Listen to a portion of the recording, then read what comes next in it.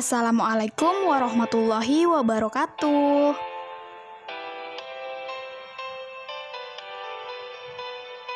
Di video kali ini saya akan membahas mengenai pendekatan semiotik dalam puisi yang berjudul Sajak Balsem untuk Gusmus, karya Djoko Pinurbo. Kajian semiotik merupakan kajian yang menghubungkan teks sastra dengan hal-hal di luar lingkupnya tersebut. Penghubungan tersebut tentunya sesuai dengan sistem tanda yang bermakna, yang pemakaiannya tidak lepas dari aturan-aturan yang telah disepakati di dalamnya. Menurut Bustam, semiotik memandang bahwa fenomena sosial atau masyarakat dan kebudayaan merupakan tanda-tanda. Semiotik mempelajari konvensi-konvensi yang memungkinkan suatu tanda yang dimaksud mempunyai arti atau makna.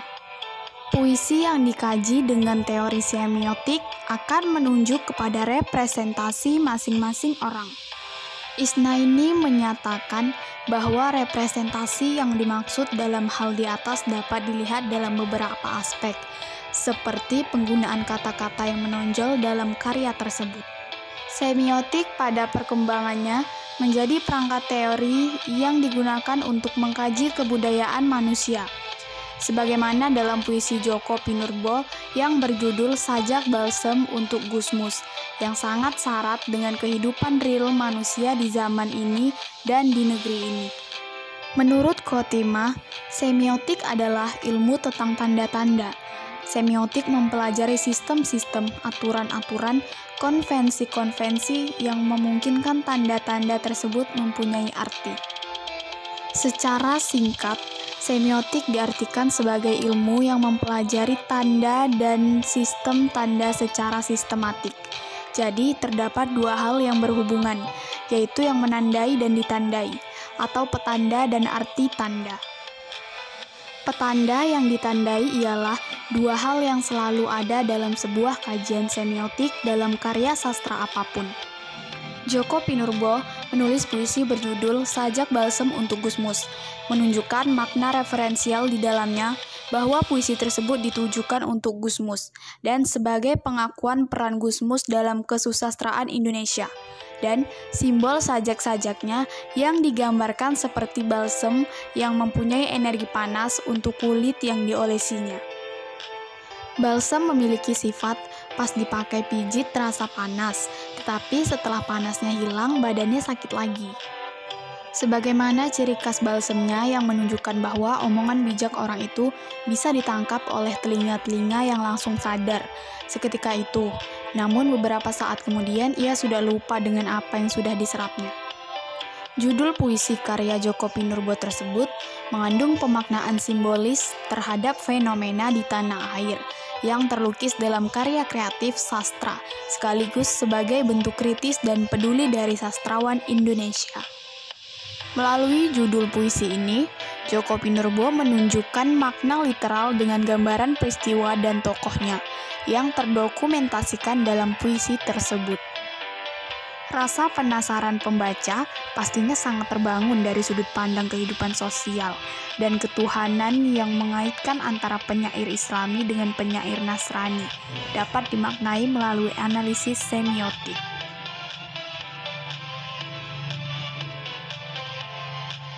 Bait pertama. Akhir-akhir ini banyak orang gila baru berkeliaran, Gus. Orang-orang yang hidupnya terlalu kencang dan serius, seperti bocah tua yang fakir cinta.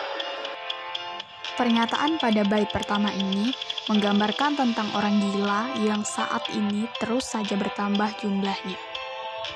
Gila yang dimaksud ialah sakit pikirannya, sehingga normal dan menjadi tekanan batin yang sangat berat.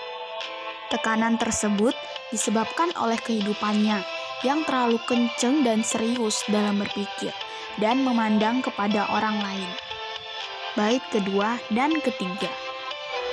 Saban hari dia sembahyang. Habis sembahyang terus mencaci. Habis mencaci, sembahyang lagi. Habis sembahyang, ngajak kelahi.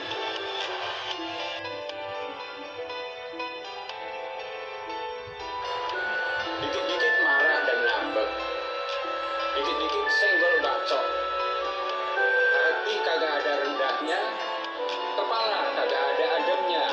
menang umum kalah ngamuk. Bait kedua mengandung baris-baris puisi yang menggambarkan perilaku orang gila yang dijelaskan pada bait pertama. Ada manusia yang rajin sembahyang, namun melakukan perbuatan yang tidak berakhlak baik, yaitu hobinya mengomentari orang lain, suka dengan perbuatan mencaci dan berkelahi dengan saudaranya sendiri. Ditegaskan kembali di baris ke-6, yaitu mereka sukanya marah-marah, gusar, dan tidak senang dengan apa yang dilakukan orang lain. Kalau ada yang menjawab atau mengomentari balik kepada mereka, mereka justru ngambek dan tidak jelas tingkahnya.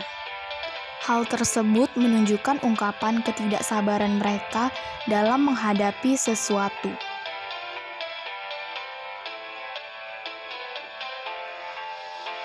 Bait keempat. Apa maunya? Maunya apa? Dikasih permen, minta es krim. Dikasih es krim, minta es teler. Dikasih es teler, minta teler. Pertanyaan-pertanyaan terlahir dari pernyataan yang telah diungkapkan penulis dari bait-bait sebelumnya. Sebenarnya, apa yang menjadi kemauan dari orang gila tersebut? Ketika mereka diberi sesuatu, selalu saja salah dan seperti tidak pernah mendapatkan apa yang sebenarnya mereka mau. Baik. Kita sih happy-happy saja, Gus. Ngeteh dan ngebul di beranda bersama kombuan isi rengginang. Menyimak burung-burung bermain puisi di dahan-dahan, menyaksikan matahari koprol di ujung peta. Bait kelima menunjukkan sikap santai yang sangat menyenangkan. Jika hidup bisa senikmat itu, mengapa harus keras dan malah menjadikan keadaan diri sendiri menjadi tak karuan, bahkan gila? Hidup ini sangat indah. Masih banyak kebesaran Tuhan yang perlu disyukuri daripada hanya sibuk mengamati orang lain lalu berkomentar sinis dan belum tentu akan membawa suatu manfaat bagi dirinya sendiri. Bait ke-6. Bahagia adalah memasuki hatimu yang lapang dan sederhana, hati yang seluas cakrawala. Bait ini mempertegas bait sebelumnya. Bahagia merupakan keadaan atau perasaan senang dan tentram, dan tidak ada sedikit pun kesusahan yang menghampiri. Kesederhanaan merupakan kebahagiaan dan seni dalam menikmati anugerah hidup dari Sang Pencipta.